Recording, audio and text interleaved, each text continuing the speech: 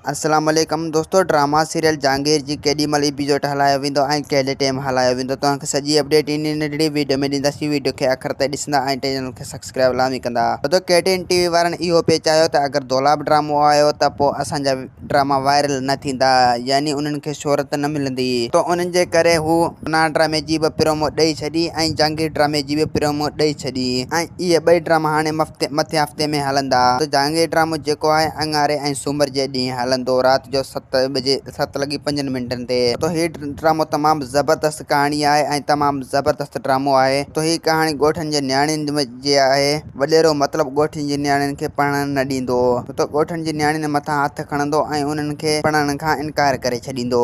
तो अहिड़े हिसाब सां ज़बरदस्त कहाणी आहे ऐं इन में मजू सतार लाड़ ऐं ॿिया केतिरा सिंध जा पुराणा अदाकार बि आहिनि। कुझु नवां अदाकार बि इन में गॾियल आहिनि। ऐं दोस्तों मथे हफ़्ते में गुनाह ड्रामो बि हली चुको अथव। गुनाह ड्रामो सीज़न 2 अथव, यानी ही ड्रामो पहिरियों हली चुको, इन जो सीज़न 2 हाणे मथे हफ़्ते में अचण वारो आहे उन जी एपिसोड।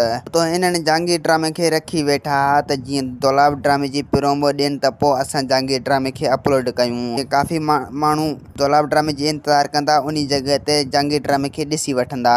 तो अहिड़े हिसाब सां उन्हनि जहांगीर ड्रामे जी प्रोमो ॾेई छॾी त मथे हफ़्ते में जहांगीर ड्रामे खे हलायो वेंदो। तो अहिड़े हिसाब सां उन्हनि इहो सोचियो। तो असांखे ॾींदा हाणे इजाज़त, वरी तव्हां सां मिलंदासीं ईंदड़ वीडियो में। जेसीं ताईं पंहिंजो ख़्यालु रखंदा। ख़ुदा हाफ़िज़।